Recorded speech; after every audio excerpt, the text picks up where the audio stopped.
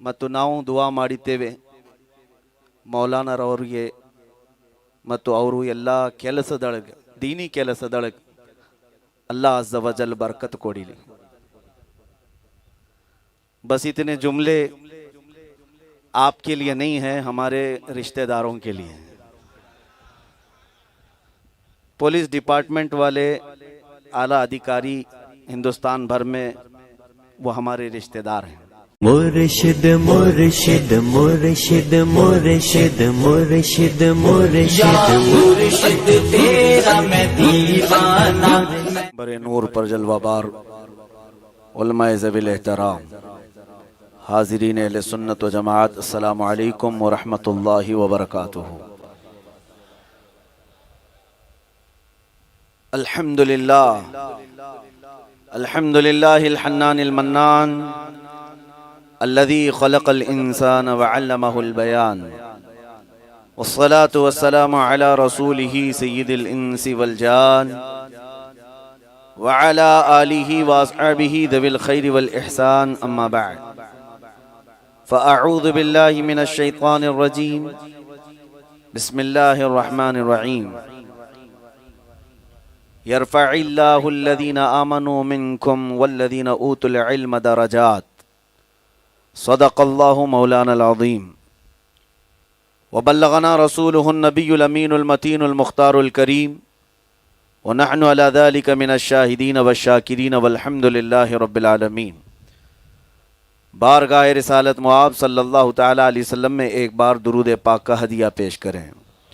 अल्लाहुम्मा सल्लि अला सय्यिदिना व मौलाना मुहम्मदिन मअदनिल जूदि वल करम व आलिही व अस्हाबिहिल किराम व इब्निहिल करीम व बारिक व सल्लिम सलातन दाइमतन सरमदन अबदा। सबसे पहले मौलाना सुफियान सकाफ़ी रवರಿಗೆ ಬಹಳಷ್ಟು ಧನ್ಯವಾದಗಳು।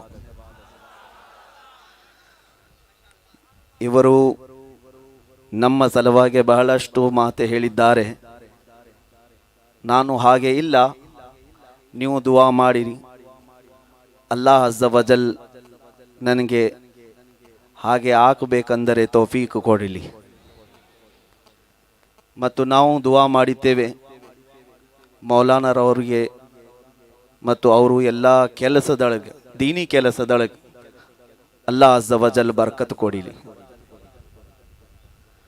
बस इतने जुमले आपके लिए नहीं है, हमारे रिश्तेदारों के लिए। पुलिस डिपार्टमेंट वाले आला अधिकारी हिंदुस्तान भर में वो हमारे रिश्तेदार हैं।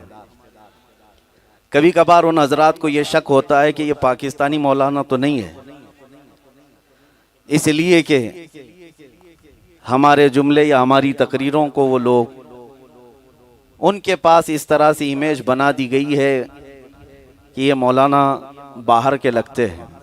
इसीलिए आज मैं कन्नड़ में बोल के बता दिया। बल्कि इससे भी ज़्यादा ताज्जुब की बात यह है कि मुझे मलयालम भी आती है। अल्हम्दुलिल्लाह, हमारी नस्ल और हमारे नसब को अगर खोजने निकलेंगे पाकिस्तान अफ़गानिस्तान से नहीं, इसी कर्नाटक की सरजमीन से मिलेगा, और फिर यहाँ से केरला और फिर केरला से अरब तक अल्हम्दुलिल्लाह हमारा सिलसिला मिल जाएगा।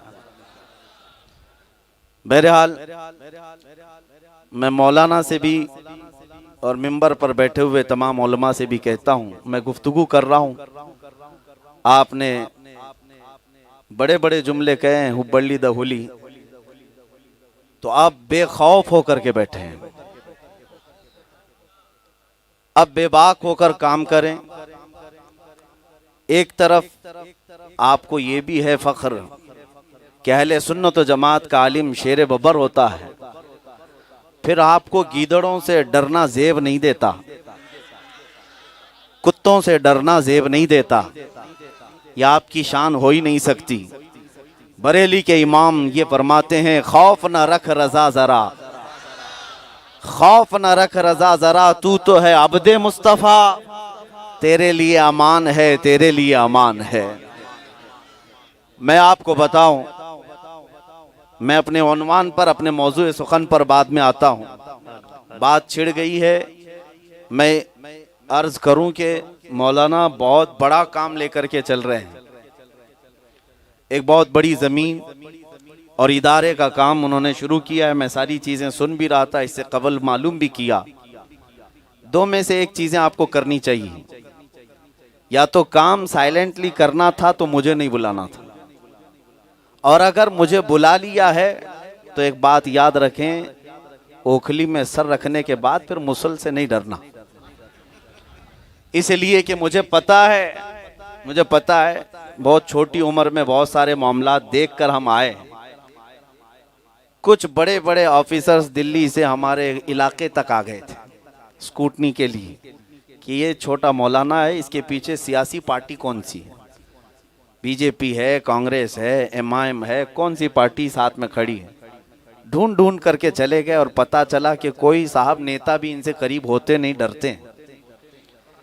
इसलिए नहीं कि मेरा कोई खौफ है, उनको ये लगता है कि अगर इनसे मिलेंगे तो हम सेकुलर नहीं रह जाएंगे। उनको ऐसा लगता है। मैं आपको बताऊं, उन्होंने तहकीकात भी सही की, हमारे आगे पीछे कोई खड़ा नहीं है, ना ही कोई बड़ा दौलतमंद, ना कोई सियासी पार्टी का बड़ा नेता। एक साहब ने हमसे पूछा, आपके बारे में तहकीकात चल रही है, इन्वेस्टिगेशन हो रहा है, सारी चीजें हैं। हमने एक ही बात कही, आप ढूंढते रहें जिंदगी भर। हमारा मसलक तो ये है, हमें बरेली के इमाम से ये दर्स मिला है, दुनिया तो दुनिया है, ढूंढा ही करें सदर क़यामत के सिपाही, ढूंढा ही करें सदर क़यामत के सिपाही, वो किसको मिले जो तेरे दामन में छुपा हो। जब रसूल करीम सल्लल्लाहु तआला अलैहि वसल्लम की इनायतें हमारे साथ हैं तो फिर बात किसी डर की नहीं है, खौफ किसी बात का नहीं है। हाँ, डरना उसे चाहिए जो कौम की चोरी किया हो, डरना उसे चाहिए जो अपने मुल्क से गद्दारी किया हो, डरना उसे चाहिए जो आतंकी हमले करता हो या खुफिया प्लानिंग करता हो। मेरे अजीजों, हमें खौफ किसी बात का नहीं। हम अपनी छोटी मजलिस में भी वही बात करते हैं और मिंबर पर भी वही बात करते हैं। अल्हम्दुलिल्लाह, जब दामन पाक हो आपका तो बेखौफ होकर के काम करें। ज्यादा से ज्यादा क्या होगा, गर्दन पर फांसी लगेगी। इससे ज्यादा इस दुनिया में कोई और सजा नहीं है। और हमारे बुजुर्गों ने फरमाया है, मुजफ्फर को मुक़य्यद न समझ ऐसे याद, मेरी ये असीरी भी सुन्नत आबाई है। अगर कैद हो गया तो मेरे आबा व अजदाद की सुन्नत है, और अगर फंदे पर लटक गया तो खुबैब इब्न अदी की सुन्नत है। हमारे लिए ये हालात नहीं है। और एक बात याद रखें, कल को अगर हम मर गए या मारे गए तो ये भी मत समझना कि बहुत बोलता था इसलिए मार दिया गया, दूसरे उलमा को अब खामोश हो जाना चाहिए। नहीं, बल्कि और ज्यादा बोलना चाहिए। वजह यह है, कत्ले हुसैन असल में मर्गे यजीद है। इस्लाम जिंदा होता है हर करबला के बाद। नारे तकबीर, नारे रिसालत। इस्लाम जिंदा होता है हर करबला के बाद। अजीज़ान गिरामी वक़ार, हमारा मुल्क आज़ाद है और बड़ा प्यारा मुल्क है। जाहिर सी बात है, बाज़ लोगों को ये लगता है कि यहाँ से निकल जाना चाहिए, फलां जगह जाना चाहिए। कुछ लोग ज़बरदस्ती भेजने पर तुले हुए हैं। मैं उन सब से कहता हूँ, हमें इस मिट्टी से तुमसे ज़्यादा मोहब्बत है, इसलिए कि मरने के बाद भी हमें फेंका नहीं जाता, बहाया नहीं जाता, इसी मिट्टी में दफन किया जाता है। हम इसी मिट्टी में रह जाते हैं। अजीज़ान गिरामी वक़ार, बात सिर्फ इसलिए मैं कह रहा हूँ, हमें अपने मुल्क से भी प्यार है, हमें अपने देश से भी प्यार है, लेकिन कुछ जुमले अगर हमारी तकरीर में सख्त हो गए तो इसको कट्टरवाद से ताबीर कर दिया जाता है, और इसको बहुत ही ज़्यादा प्रोवोक करना, एग्रेसिव करने से ताबीर करते हैं। मैं उसकी एक मिसाल बताऊं। एक बड़े अधिकारी, डिपार्टमेंट के आला अफसर, वो हमसे कह रहे थे कि मौलाना इतने तीखे जुमले क्यों बोलते हैं। मैंने कहा, कौन सा तीखा जुमला है? यही ना, किसी गुस्ताख को कुत्ता कहा, लोमड़ी कहा, गीदड़ कहा, इससे ज्यादा तीखे जुमले क्या है?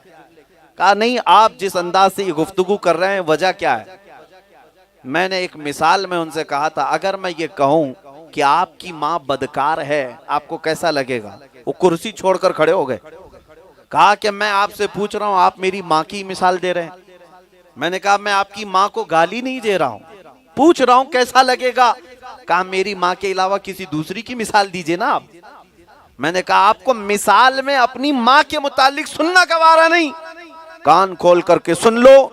करोड़ों माओं से जितनी मोहब्बत नहीं मुसलमान को अपने नबी से मोहब्बत है।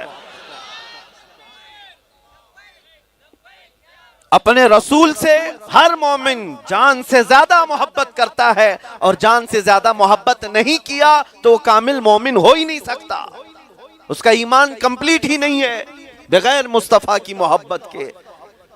मैंने ये कहा कि आपको माँ के मुतालिक सुनना गवारा नहीं, तो फिर हम अपने नबी पाक की शान के खिलाफ कैसे सुन सकते हैं।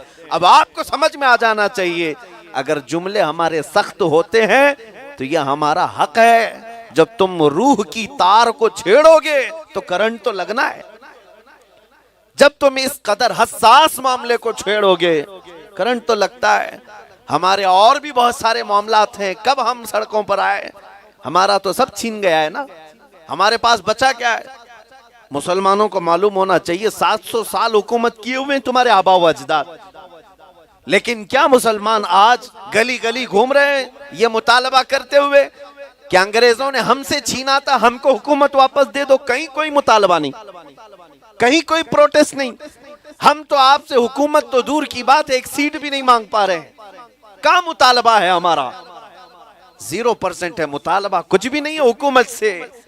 हुकूमत को यह समझना चाहिए कि मुसलमान बहुत सारे मामलात में मार खाया हुआ है, लेकिन उसके बावजूद टूटा फूटा बिखरा हुआ मुसलमान अगर किसी बात के बारे में मुतालबा करता है तो मदीने के ताजदार की इज्जत का सवाल करता है। हमारे लिए अहम मामला है, अहम मुद्दा है। क्यों?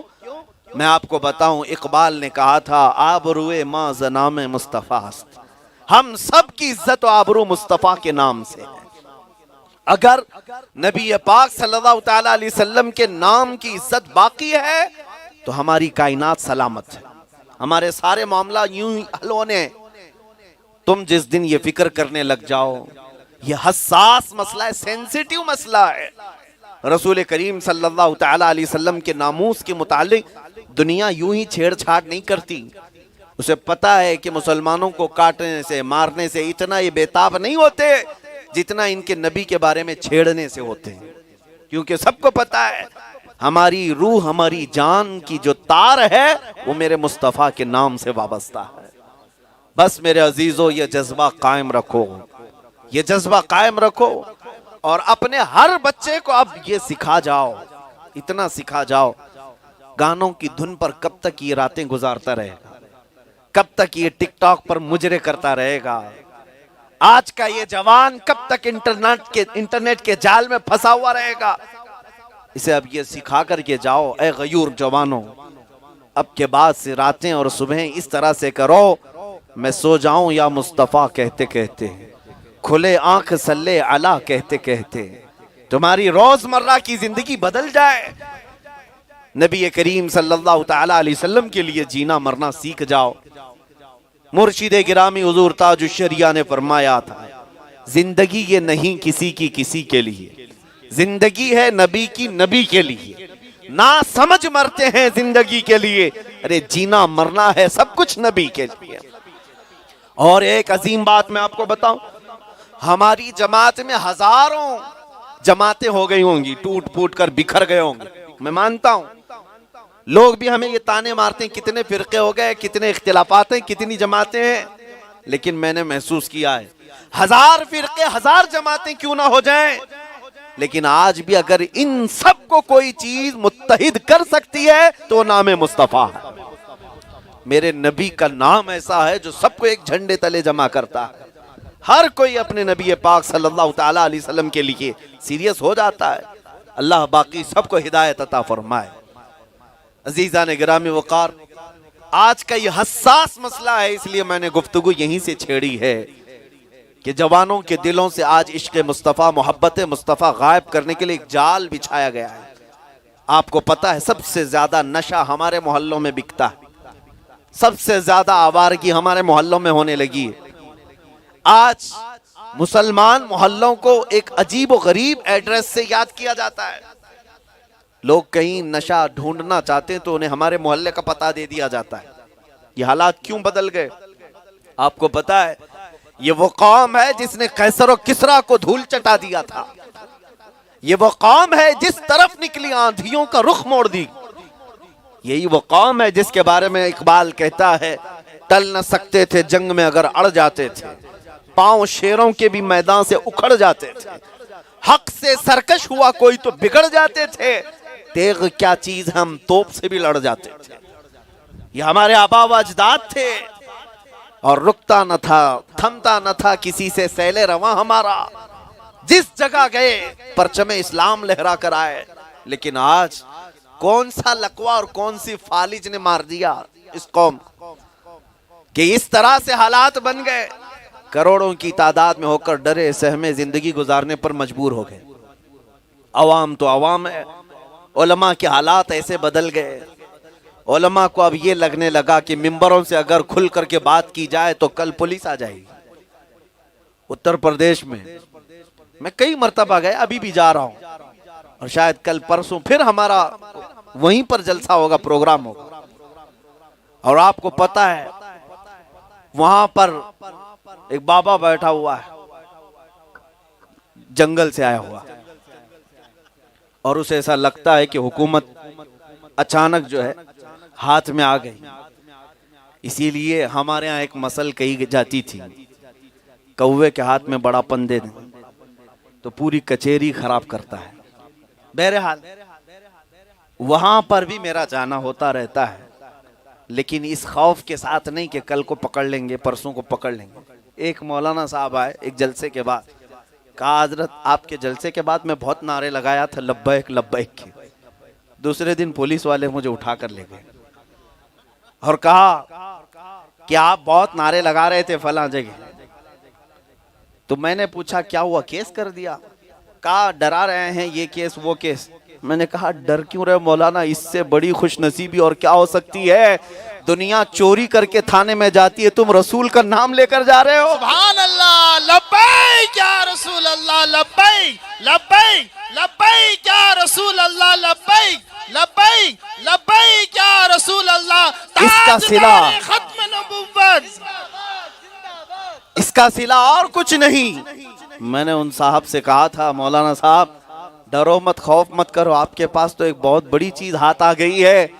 कभी बारगाह मुस्तफा में हाजिरी का शरफ मिला और ना भी मिला, कयामत के दिन खड़े होना, मेरे आका के दामन को थाम लेना और कहना या रसूल अल्लाह, दुनिया चोरी करके डकैती करके हथकड़ियां पहनती है, मगर मेरे आका मैं आपका नाम लेकर के हथकड़ियां पहना करता।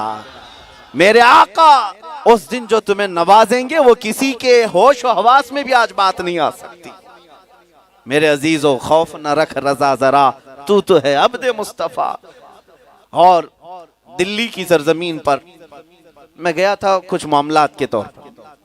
कुछ लोगों ने कहा कि आप फलां जगह प्रोटेस्ट हो रहा है, शाहीन बाग आपको पता होगा, जहां के मुतालिक सारे लोगों में एक बड़ी मशहूर खबर फैला दी गई थी। मुझसे बाज मौलाना लोग भी थे और वहां के लोगों में कहा कि आप इतना बड़ा लिबास पहन के जा रहे हैं, या मामा उतार दीजिए, सादी टोपी पहन लीजिए और चलते हैं, क्योंकि रास्ते में बहुत सारी चेकिंग है, कहीं पर भी जबरदस्ती पकड़ रहे हैं और बड़े सख्त कानून लगा रहे हैं। मैंने कहा अब तो मुझे ये पहनकर जाना वाजिब हो गया, इसलिए कि आपने कहा है कोई पकड़ करके ले जाएगा, तो मुझे यकीन है अगर ले जाए तो मैं सादे अंदाज में नहीं जाना चाहता हूं, मुकम्मल मेरे मुस्तफ़ा की सुन्नत में जाना चाहता हूं। बस इतनी ही तलब है बारगाह मुस्तफ़ा में भी, ऐ अल्लाह के नबी इतनी इनायत कर दें जब दुनिया से जाने का वक्त भी आए तो आका आपका लिबास हमारे साथ हो। अजीज़ान गिरामी वक़ार, जियो तो इतना जियो, इस तरह से जियो कि आपके मरने से पहले आप इतनी तलब तो मेरे आका से कर सको जैसे मुर्शिद गिरामी ने किया था, मैं मरूं तो मेरे आका ये मलाइका से कहना, इसे कोई मत जगाना अभी आंख लग गई है। अजीज़ान गिरामी वक़ार, जिंदगी ऐसी गुजारो कि तुम्हारे जाने का दुनिया को अफसोस और गम भी हो। यूं तो यहाँ आए हैं सभी मरने के लिए, मौत उसकी जिसका जमाना करे अफसोस। बहुत सारे जनाजे चले गए, उनका नामो निशान नहीं। कब्रों में सोए हुए उनकी तख्तियां बुझ गईं, वहां कौन सोया है अब पता भी नहीं। लेकिन कुछ ऐसी शख्सियतें आई हैं जिन्होंने दुनिया में ऐसी तारीख रकम की है, सदियां गुजर गई लेकिन उनका आज भी दौर दौरा है, उनका सिक्का चलता है। हम में से कौन है जो गरीब नवाज को देखा है लेकिन नाम पर मर मिटने को हर बच्चा तैयार है? वजह क्या है? जिंदगी ऐसी गुजारी है कि इश्क रसूल की खुशबुएं 90 लाख लोगों के दिलों में बसा कर चले गए। जिंदगी वो गुजारो। आज हर मजमे में इमाम अहमद रजा खां फाजिल बरेलवी का तज़किरा होता रहता है, इश्क रसूल का हवाला आए तो आला हजरत का नाम आ जाता है। क्यों? 100 साल गुजर गए, वो नाम अब भी हम में जिंदा है। क्यों? इसलिए कि जो अपने लिए नहीं जीता, मुस्तफा के लिए जीता है, फिर रब ताला उसके नाम को कयामत तक मरने भी नहीं देता। जियो इस तरह से कि अपने नबी पाक से वफादारी कर लो, इतनी वफादारी करूं। आज देखें, मैं अगर आपसे अभी ये सवाल करूं, क्या हुजूर पाक की इज्जत बहुत बड़ी चीज है, उनके कदमे पाक की इज्जत के लिए अगर जरूरत पड़े क्या हम अपनी गर्दन देने को तैयार नहीं है? हर कोई तैयार होगा। हर बच्चा ये कहता है मेरी जान हुजूर पर फिदा है। आप सबका अकीदा है या नहीं?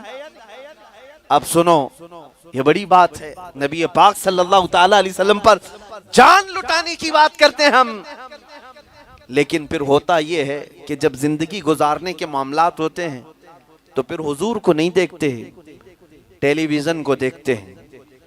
कौन सा हीरो कैसे नाच रहा है, कैसे कपड़े पहन रहा है, कैसे हेयर स्टाइल कर रहा है, तुम उधर चल पड़े। और जब हुजूर की सुन्नतों की बात की जाए तो तुम्हें शर्म आने लगती है। अरे दाढ़ी रख लूं, लोग मौलाना बोलेंगे, मुल्ला जी कहेंगे। टोपी रख लूं तो पता नहीं लोग क्या क्या ताने मारेंगे। तुम लोगों के डर से अपने आप का भेष बदलते रह गए। इन लोगों की हकीकत सिर्फ इतनी है कि ये कब्र में डालकर 3 बार भर कर मिट्टी डालें, उसके बाद दोबारा कभी तुम्हारी तरफ देखने को भी कोई तैयार नहीं, कोई नहीं आएगा। जिनके लिए तुम सब बदल गए, इनमें से कोई तुम्हारी कब्र पर 1 घंटा भी बैठने को तैयार नहीं। लेकिन तुम्हें पता है ये सारी दुनिया छोड़कर जाती है, अंधेरी कब्र में रोशनी लेकर अगर कोई आता है तो ताजदार मदीना की जात, वहां पर भी वो हमें रोशनी पहुंचाएं। और कयामत के दिन भी सिफारिश किसके पास ले जाओगे? क्या ये फिल्मों में मुजरा करने वाले एक्टरों के पास जाओगे कि हमारी शफाअत कर दें? तुम्हें भी पता है ये खुद जहन्नम में जा रहे होंगे, हमारी क्या सिफारिश करेंगे? वाहिद जरिया होगा मेरे मुस्तफा का दरवाजा, तुम्हें सिफारिश के लिए वहीं जाना है। तो मुसलमानों ये तय क्यों नहीं कर लेते जब कब्र में भी उनका ही सामना करना है, हश्र में भी उनका ही सामना करना है? तो बरेली वाले इमाम की बात सुन लो, क्या कहते हैं? आज ले उनकी पनाह, आज मदद मांगो। आज ले उनकी पनाह, आज मदद मांग उनसे, कल न मानेंगे कयामत में अगर मान गया। उन्हें जाना, उन्हें माना, न रखा गैर से काम, लिल्लाहिल हम्द मैं दुनिया से मुसलमान गया। अजीजा ने गिरामी वक़ार, मेरी ये बातें तुम्हारे लिए इस तौर पर नसीहतें कि एक वक्त आएगा जब तुम्हारे कानों पर, तुम्हारी समाज पर ये जुमले टकराएंगे। अचानक वो वक्त आएगा। मैं चंद दिनों पहले की बात बताऊं, कई हॉस्पिटल विजिटिंग के लिए जाते हैं नौजवानों के साथ। एक कैंसर हॉस्पिटल गया था, उसकी गर्दन पर एक फोड़ा है कैंसर का, जिससे मवाद बहता रहता है। और वो बड़ी उम्र का तो नहीं, अधेड़ उम्र का आदमी है। देख करके तकिए पर पूरा खून वगैरह बहा रहता था। जब हम इयादत के लिए गए थे तो उसने रो करके एक जुमला कहा था, वो हमारे बदन में सनसनी पैदा कर दिया। कहा, मुफ्ती साहब इतनी दुआ कर दें कि मैं सर उठा करके एक बार सजदा कर सकूं। मुझे सजदा करने की भी अब तौफीक नहीं रह गई, सर नहीं उठा सकता। जैसे तकिए से उठाओ तो वो फोड़ी से मवाद बहने लग जाता है। कैंसर का मरीज, उस दिन पूरे जिस्म में झुर्रियां आ गई। फिर सोचने लगा उन लोगों का क्या है जिनको अल्लाह ने हाथ पैर सलामत दिए, सर सलामत है, बावजूद इसके बिस्तरों पर खर्राटे लेते रहते हैं, अल्लाह की बारगाह में सजदा नहीं कर पाते। कहीं ऐसा तो नहीं कि मौला ने तुम्हें जख्मी कर रखा है? तुम्हारी गर्दनें भी सलामत हैं, तुम्हारे चेहरे भी सलामत हैं, तुम सजदों से दूर भागे हो।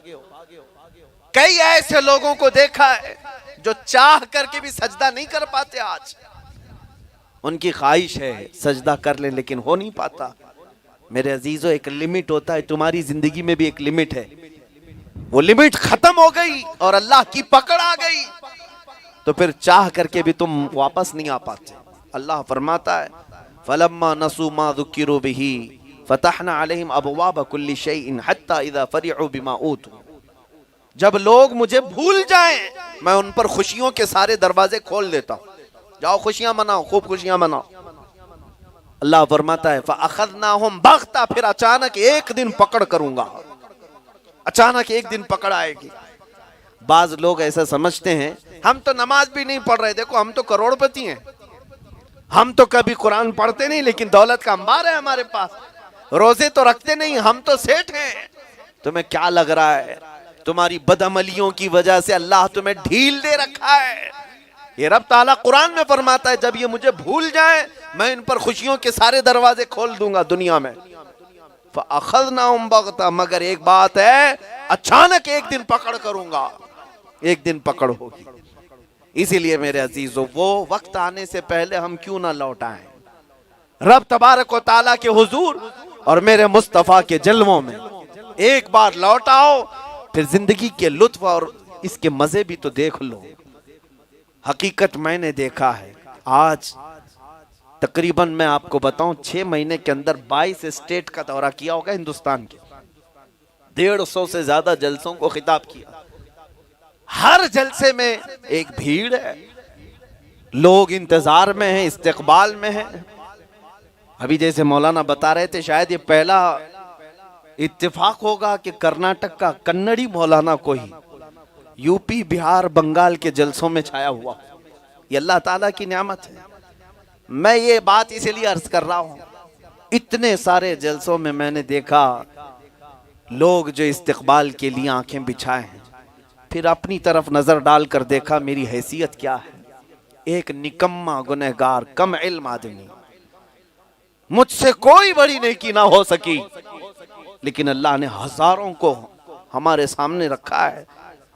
फिर आखिर इस बात पर हम पहुंचते हैं, हासिल कलाम सिर्फ इतना ही है, ये इज्जत जो मिली है ये इसलिए नहीं कि मेरी पगड़ी ऊंची है, मेरा जुब्बा बड़ा है, या ये इज्जत इसलिए नहीं है कि मैं बड़े खानदान का बेटा हूं या किसी सियासी पार्टी का नेता हूं।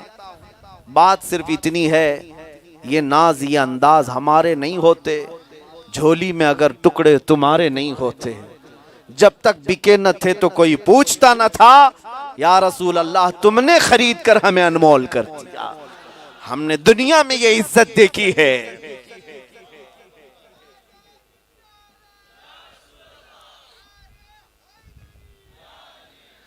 दुनिया में हमने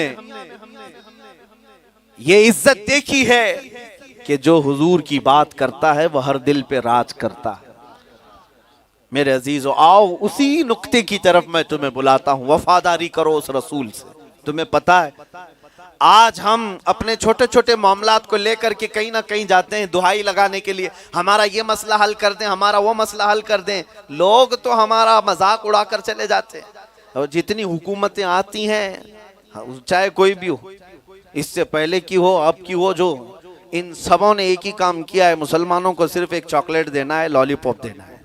बस इतने पर इनका रोना धोना बंद हो जाएगा, फिर आगे चल पड़ेंगे। इस्तेहसाल करते रहे, इस्तेहसाल करते रहे। वजह यह है मुसलमानों, तुम्हारा हकीकी दाता व आका ये पार्लियामेंट की कुर्सी पे बैठा हुआ नहीं है। तुम मांग किससे रहे हो? तुमने रुख क्यों मोड़ लिया?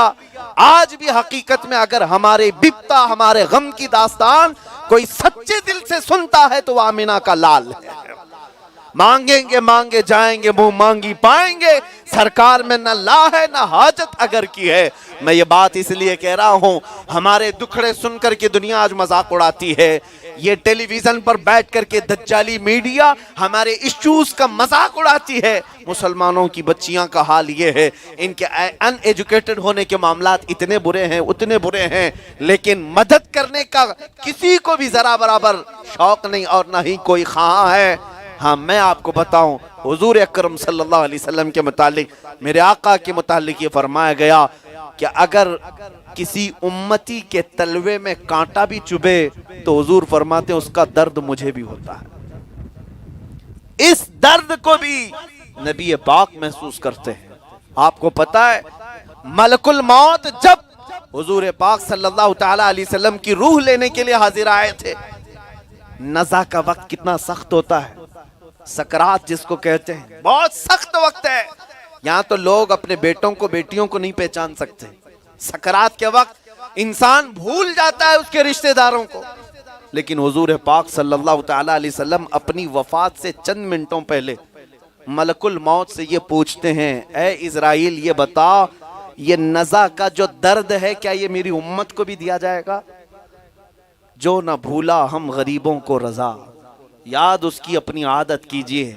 मैं ये बातें सिर्फ इसलिए कह रहा हूं, ऐ कौम मुस्लिम, तुम किसको भुला बैठे हो, किस जात को भुला बैठे हो? तुम सोचो, कभी तुमने सोचा? वो अपने सजदों में रब्बे हबली उम्मती कहता रहा, अपनी कब्र में रब्बे हबली उम्मती कहता रहा, मेराज की शब में रब्बे हबली उम्मती कहता रहा। उस रसूल को आज ये उम्मत कैसे फरामोश कर बैठी है?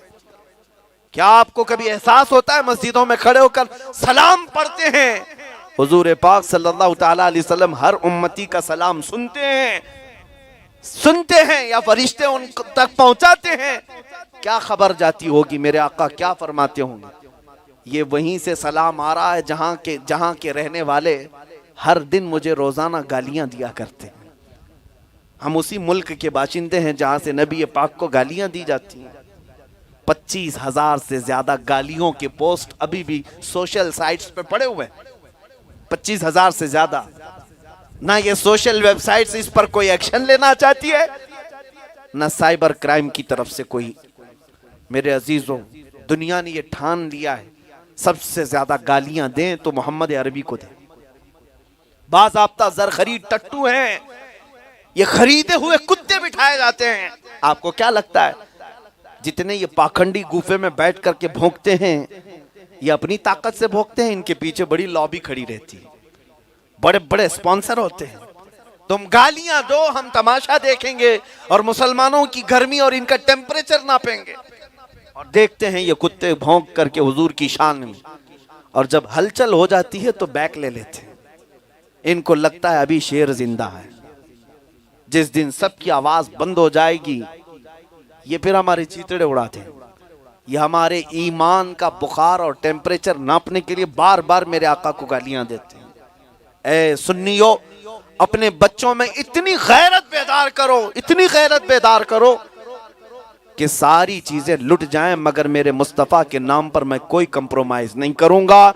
जो जान मांगो तो जान दे दें, जो माल मांगो तो माल दे दें, मगर ये हमसे कभी ना होगा नबी का जाहो जलाल देते। इस बात पर सब लोग पाबंद रहेंगे ना इंशाअल्लाह। बस मेरी गुफ्तगू का खुलासा यही है कि मोहम्मद से वफा तूने तो हम तेरे हैं। ये जहां चीज है क्या, लौह कलम तेरे हैं। हुजूर से एक बार वफा करके तो देखो, हर कायनात का हर जर्रा मौला तुम्हारी तरफ फेर देगा। तुम्हें पता है, एक साहबी हजरत सफीना जंगल में रास्ता भटक चुके थे, फरमाते हैं अचानक एक शेर दरिंदा चीखता हुआ मुंह फाड़ता हुआ आया। भूखा शेर खाने के लिए आया।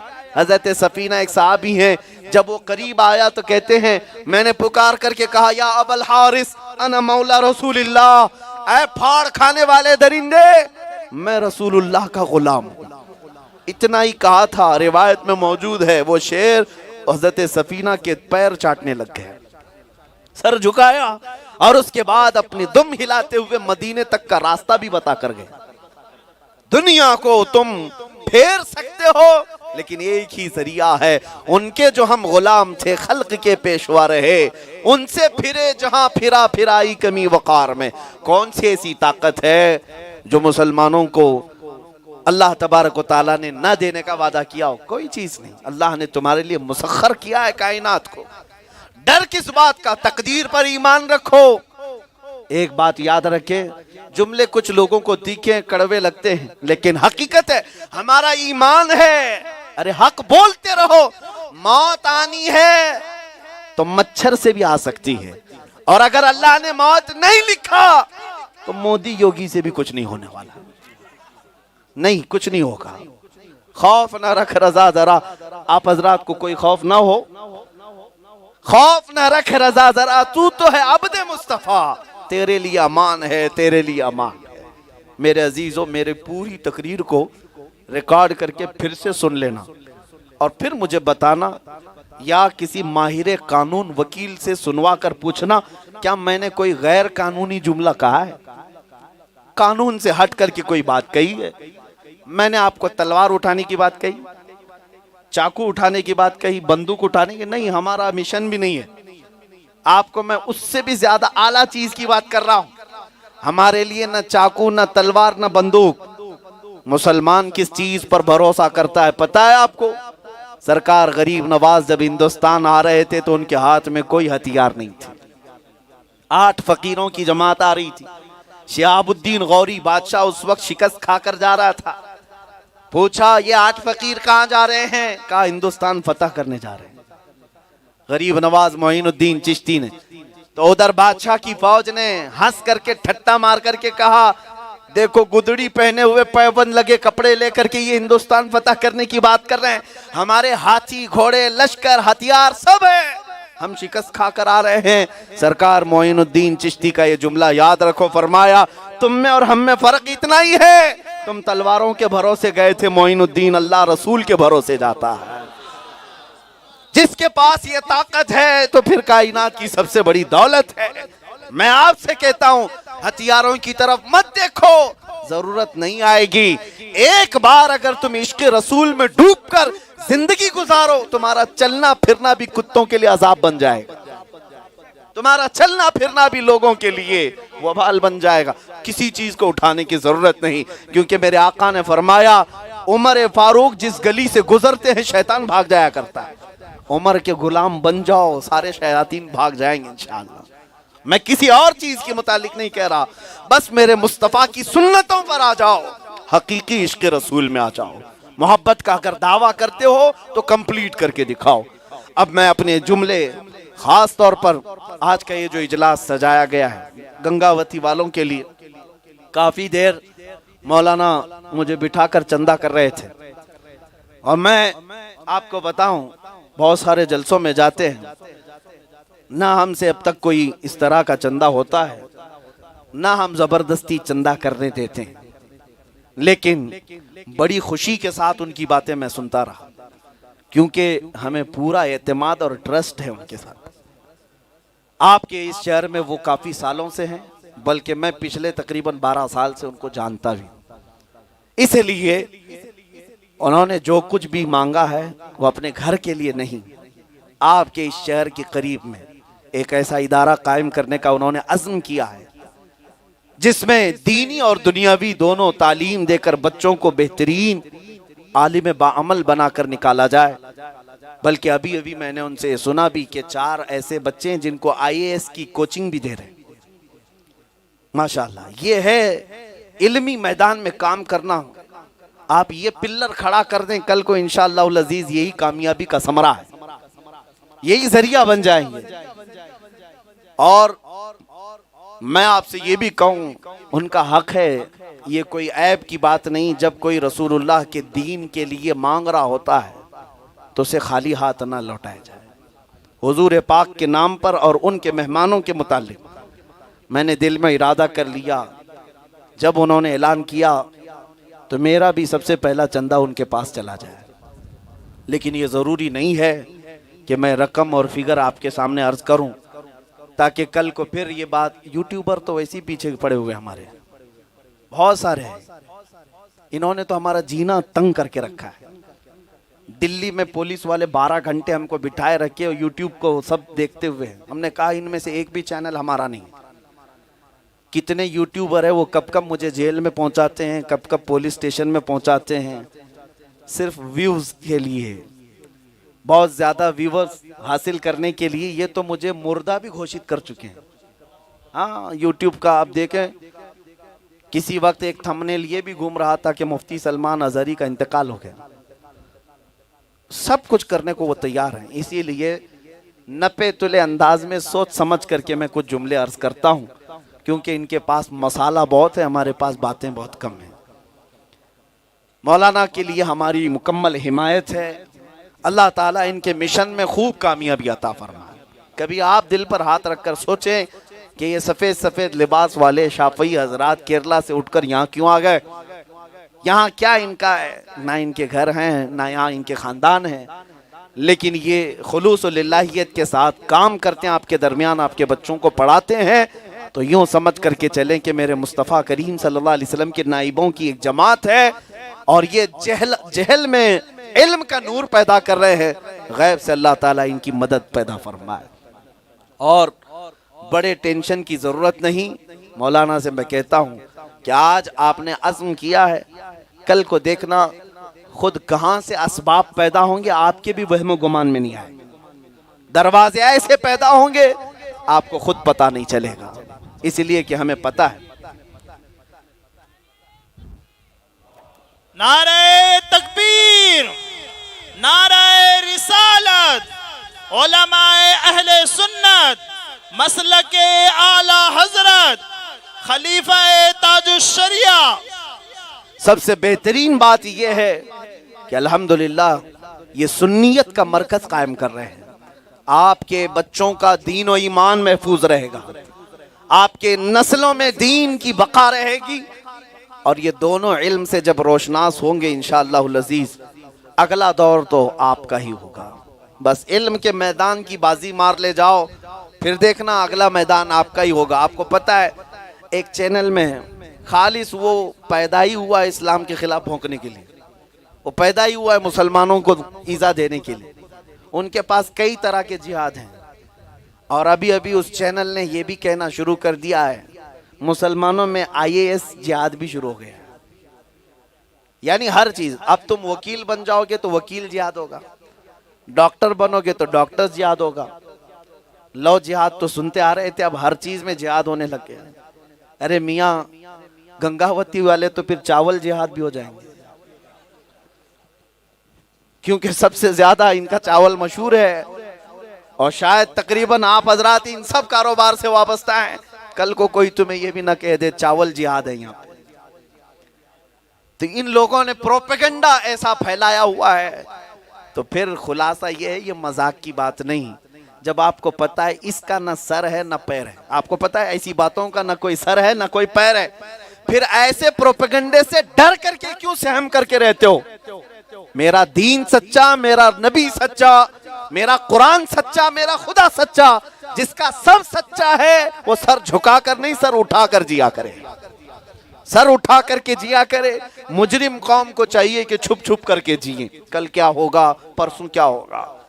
और बाज हजरात हमसे एक ये बात भी कहते हैं, हमारे हालात अभी ऐसे नहीं है, हम माइनॉरिटी है ना, माइनॉरिटी में है, हम अकलियत में हमारी तादाद कम है, लिहाजा हमें इतना ज्यादा नहीं बोलना चाहिए, इस तरह के हालात नहीं है अभी। मैंने उनसे पूछा कि कब थे हमारे ऐसे हालात? हम तो बदर में भी माइनॉरिटी में थे, 313 थे ना, ओहद में भी माइनॉरिटी में थे, सबसे बड़ी माइनॉरिटी तो करबला के मैदान में थी। लेकिन हुसैन का एक शहजादा भी खौफजदा नहीं था। कभी भी मौला हुसैन का एक बच्चा ये कहता हो अपने बाबा से कि चलो चलते हैं, यहाँ 22,000 हैं, हम तो 72 लोग हैं, क्या कर लेंगे? नहीं, एक एक हाशमी शेर निकलता था मैदान में, और फिर ऐसा गुर्राते हुए उन दरिंदों के परखचे उड़ाता था। आपने तारीख शायद सुनी हो या पढ़ी हो। एक दिन की बात मैं बताऊं, हजरत हुर बिन रियाह, जिनके बारे में आपको बताऊं, 1000 का लश्कर लेकर यजीद की तरफ से इमाम हुसैन का रास्ता रोकने के लिए आए थे। इमाम हुसैन का सबसे पहले रास्ता रोकने वाले हुर बिन यजीद है। ये कंटिन्यू इमाम हुसैन को करबला में उतरने पर मजबूर भी किए, लेकिन जिस दिन जंग का ऐलान हो रहा है दूसरे दिन यानी 10 मुहर्रम को, उससे एक रात पहले दिल बेचैन था हुर बिन यजीद का यजीदी फौजों में जो बड़े बड़े लोग थे, अम्र बिन साद वगैरह से जाकर हुर बिन यजीद ने कहा नहीं लड़ते, रसूलुल्लाह का नवासा है। वो मुसालहत की बात कर रहा है। इमाम हुसैन जब सुलह की बात कर रहे हैं तो हम कर लेते हैं, क्यों तीर चलाएं। सबों ने कहा कि हुर बिन यजीद तू बहक गया है, भटक गया है, हम तो जंग करके रहेंगे हुसैन से। मैं क्यों कह रहा हूं ये बातें, थोड़ी सी सुन ले। हुर बिन यजीद ने गुस्से में उठ करके कहा कि अगर तुम जंग पर ही तुले हो तो तुम्हारे तीरों तलवार तुम्हें मुबारक, मैं रसूलुल्लाह के शहजादे की जमात में जा रहा हूं। आ गया। अब सुनो, हकीकी बात यहां से शुरू होती। इमाम हुसैन के खीमे में आ गया। हुर बिन यजीद गिर गया कदमों में और कहा मौला हुसैन मुझे माफ कर दे, मैं आपका रास्ता रोका, यजीद की फौज की तरफ से आया, लेकिन मौला रब ताला ने मेरा दिल बदल दिया। मैं अब उस वक्त तक आपको छोड़कर नहीं जाऊंगा जब तक मेरे जिस्म में खून का आखिरी कतरा भी बाकी रहे। दूसरे दिन जब जंग छिड़ी, पता है सबसे पहले मैदान में उतरने वाले हुर बिन यजीद थे। अब सुनो, मैंने देखा किताबों में बहुत सारे अलग अलग रिवायात हैं। इस हुर बिन यजीद ने, जो तमीमी थे, इमाम हुसैन के पास एक रात पहले आए। कितने, तवज्जो है ना, एक रात पहले आए और दूसरे दिन यजीदियों के साथ जंग कर रहे हैं। कितनों से लड़ा होगा? एक गुलाम हुसैन कितनों से लड़ा होगा? 1 से 2 से 3 से यजीदियों से लड़ करके शहीद तो हुए ये आखिर को, लेकिन कितनों के साथ लड़े थे? तारीख की सच्चाइयां बताती है एक हुर बिन यजीद ने 200 के करीब यजीदियों को मारा था। तन्हा लड़ता रहा और मारता रहा, कभी पलट करके ये नहीं देखा कि मेरे पीछे फौज कितनी है। उनकी सफों को दरहम बरहम कराता रहा। फिर मेरा ये विजदान कहता है, जो एक रात का हुसैनी 200 को चित कर सकता है, पैदाइशी जो हुसैनी हो, मौला उसे क्या ताकत अता करे। नारे तकबीर, नारे रिसालत, नारे हैदरी। मेरे अजीजों, एक बात याद रखो, अज़्म और हौसला हो, लेकिन जाने तो वैसी भी जानी। अल्लाह करीम ने एक वक्त मुकर्रर रखा है जान जाने का, लेकिन मुसलमान, इसका हाल ये था। हुजूर सल्लल्लाहु ताला अलैहि वसल्लम ने फरमाया कि मुसलमानों के दिलों में अल्लाह ताला दुश्मनों का रौब डाल देगा। कब? ये कब आएगा? जब तुम डरने लगोगे। कब आएगा? हुजूर फरमाते हैं 2 चीजें जब इनके दिल में आ जाएं, हुब्बुद दुनिया व कराहियतुल मौत। जब ये दुनिया से बेइंतहा मोहब्बत करने लग जाएं और मौत से भागने लगे, तो समझ लो कि इनके दिलों पर दुश्मनों का रौब अल्लाह डाल देगा। आज वही हालात है, आज वही हालात हैं। खौफ डर तुम्हारे दिलों पर जो सवार है, अजीजा ने गिरामी वकार निकालो। मुझे वो बात याद आती है, गदर का जमाना है, गदर का। जंग आजादी से पहले 1857, जो आपको मैं बताऊं, मौलाना किफायत अली काफी रहमतुल्लाह ताला अलैह मुरादाबाद शहर के एक आलिम दीन है, अंग्रेजों ने गिरफ्तार किया था हक बोलने की वजह से। और जानते हो गिरफ्तार करके अंग्रेजों ने क्या किया? उनके पूरे जिस्म पर गरम स्त्री फेरते थे, गरम स्त्री फेरते थे, और जब चमड़ी जल जाती थी तो रात को नमक छिड़कते थे। 7 दिन तक करते रहे, लेकिन वो आलिम दीन टस से मस ना हुआ। हर दिन पूछते अंग्रेज, अपनी बातों को बदल डालो, हमारी हुकूमत में आ जाओ। लेकिन जो बाजारे मुस्तफा में एक बार बिक जाता है, वो फिर दुनिया के हाथ कभी नहीं बिकता। 7 दिन के बाद उनको फांसी के फंदे पर भी चढ़ाया गया। जानते हो, मौलाना किफायत अली काफी को भरे चौराहे पर लोगों के सामने जब फांसी पर चढ़ा रहे थे, उस वक्त भी अंग्रेजों ने पूछा कोई आखिरी ख्वाहिश है? मौलाना ने क्या कहा? हाँ, एक ही ख्वाहिश है, एक बार नाते रसूल पढ़ लो। फिर गुनगुनाने लगे। मोमिन खौफ नहीं करता मेरे अजीजों, डरता नहीं। हम उन उलमा की तारीख तुम्हारे पास इसलिए बता रहे हैं, निकालो अपने दिलों से ये सारी चीजों को, निकालो। नबी पाक के अगर सच्चे गुलाम हो तो उनसे मिलने का शौक नहीं है आपको?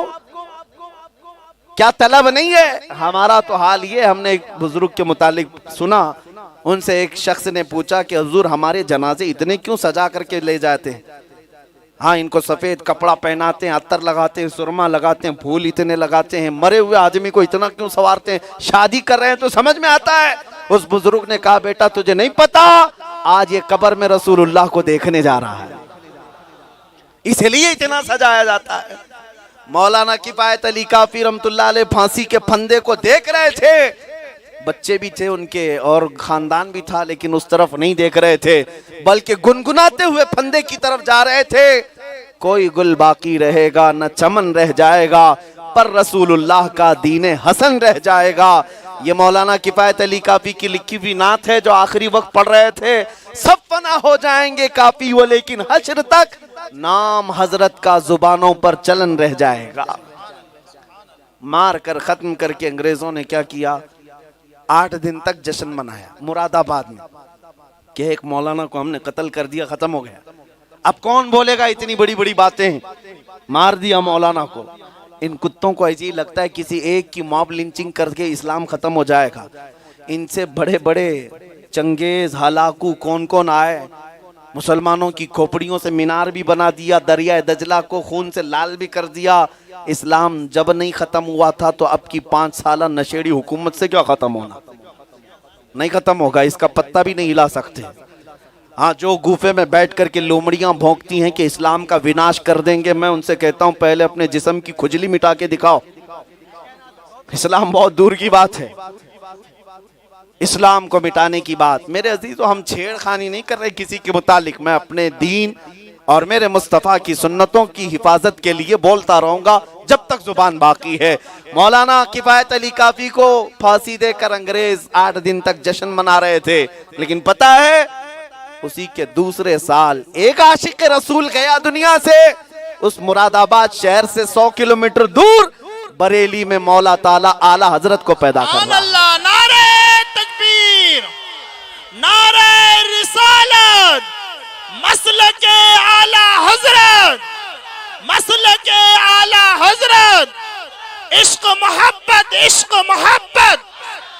मेरे अजीजों, मौलाना किफायत अली काफी को फांसी पर इसलिए लटकाया गया था कि ये बहुत इश्क रसूल की बातें करता है, रसूल रसूल करता है। फांसी पर चढ़ाकर खत्म कर दिया, लेकिन उनके जाते ही मौला ताला ने नेमुल बदल के तौर पर बरेली में ऐसा इमाम पैदा किया जो उठकर खड़ा हुआ तो अपने कलम की इस बारीकी से अच्छे अच्छे गुस्ताखों के सर काट कर रख दिए। और फिर उस आला हजरत ने पूरी दुनिया के दिलों में इश्क रसूल ऐसा भर दिया कि कोने कोने से फिर आवाज आने लगी, डाल दी कल्ब में अजमत मुस्तफा, डाल दी कल्ब में अजमत मुस्तफा, सय्यदी आला हजरत पे लाखों सलाम। उसी बरेली के इमाम ने हमें यह अकीदा दिया था जब दुनिया भौंक रही थी मेरे आका की शान में, वो ऐसे थे वैसे थे, बरेली की तरफ से आवाज आ रही थी, ऐ सुन्नियों तुम यूं ना कहना ऐसे थे वैसे थे, बल्कि यूं कहना या रसूल अल्लाह सरवर कहूं कि मालिको मौला कहूं तुझे, बागे खलील का गुले ज़ैबा कहूं तुझे, अल्लाह रे तेरे जिसमें मुनव्वर की ताबिशें, ऐ जाने जाम में जाने तजल्ला कहूं तुझे, तेरे तो वस ऐबे तनाही से हैं बरी, हैरान हूं मेरे शाह में क्या क्या कहूं तुझे, लेकिन रजा ने खत्म सुखन इस पे कर दिया, खालिक का बंदा खल्क का आका कहूं तुझे। इश्क मोहब्बत, इश्क मोहब्बत, इश्क मोहब्बत, इश्क मोहब्बत।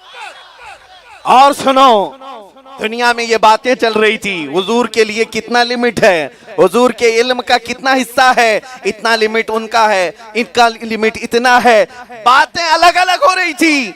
अंग्रेजों, तुमने एक किफायत अली काफी को फांसी पर लटकाया, बरेली में ऐसा इमाम पैदा हुआ जो हर एक के लिए दांत खट्टे करके रख चुका था। और जब लोग नाप रहे थे रसूल के लिए इतना है उतना है, वो इतना जानते थे उतना नहीं जानते थे, तब बरेली के इमाम ने कहा इतना उतना कुछ नहीं, जमीन और जमा तुम्हारे लिए, मकीनो मकान तुम्हारे लिए, चुनीनो चुना तुम्हारे लिए, या रसूल अल्लाह बने दो जहां। अरे उस आला हजरत ने ये भी हमें बता दिया, दहन में जुबान तुम्हारे लिए, बदन में है जान तुम्हारे लिए, हम आए यहाँ तुम्हारे लिए, उठे भी वहां, सबा वो चले के बाग फले, वो फूल खिले के दिन हो भले, लिवा के तले सना में खुले रजा की जुबान। ये बरेली के इमाम ने हमें इश्क पहना दिया। आज भी मैं कहता हूं, एक को अगर तुम मारोगे तो ये मत समझना कि इस्लाम खत्म हो गया, बल्कि हमारा मानना ये है कत्ले हुसैन असल में मर्गे यजीद है, इस्लाम जिंदा होता है हर करबला के बाद। गंगावती वालों के दिलों में इतना जज्बा तो आ गया होगा इंशाअल्लाह, इतना जज्बा तो आ गया होगा। इसीलिए बहुत सारे पुलिस वाले परमिशन नहीं देते, उन लोगों को ऐसा लगता है। लेकिन मैं उनसे कहता हूं हजरात से, मैं आपके लॉ एंड ऑर्डर में कभी छेड़छाड़ नहीं करता, कभी नहीं। हम फसादात नहीं करवाते और ना ही फितना परवर लोगों की तरफ हम देखते हैं। हम इन तमाम हालात को अच्छी तरह से जानते हैं। हमारा मिशन सिर्फ इतना ही है, जिस डोर से ये जुड़े हुए हैं उस डोर को मजबूती से बांधे। हम सिर्फ इतना चाहते हैं, इधर उधर की ठोकरों में ये न जाएं, ये जिसकी रियाया है उस बादशाह के दरबार में आ जाए। जिस दिन ये आ गए मदीने के ताजदार के गुंबद के नीचे, तो फिर हमारी ड्यूटी भी खत्म हो जाएगी। हम फिर पुकार करके आज आपको ये बता दें, लोगों आपके सामने हालात अब ऐसे आएंगे, तुम बिकने वाली कौम हो, ये बात मशहूर की जा रही है कि इनको 500 में 1000 में खरीदा जा सकता है। नहीं हो सकता है, मैं मानता हूं कुछ लोगों को 500 दे दो तो आ जाएंगे तुम्हारे पास, 1000 देंगे तो भी आ जाएंगे। कुछ लोग कुकर पे आ जाते हैं, कुछ लोग घड़े पे आ जाते हैं, कुछ लोग वॉशिंग मशीन पे आ जाते हैं, आते होंगे। हमारी कौम की बात कर रहा हूं। लेकिन उन जालिमों से मैं कहता हूं, आओ हमारी कौम के जाहिल से जाहिल बच्चे के पास भी, जाहिल बच्चे के पास भी, जो दीन का ज्यादा इल्म नहीं रखता उसके पास भी 500 1000 बहुत मर्तबा देकर तुम बुलाए होंगे। लेकिन एक बार यूं कह करके देखो, 1 करोड़ इधर है और एक तरफ गुंबद खजरा है। फिर देखना मेरा यकीन ये कहता है हमारी कौम का जाहिल बच्चा भी तेरे 1 करोड़ को ठोकर मार देगा और फिर पुकार कर कहेगा अपना सब कुछ गुंबद खजरा कल भी था और मेरे नबी से मेरा रिश्ता कल भी था, और बतला दो गुस्ताख नबी को गैरत सुन्नी जिंदा है, उन पे मर मिटने का जज्बा कल भी था। और वाखिर दावाना अनिल हम्दुलिल्लाहि रब्बिल आलमीन।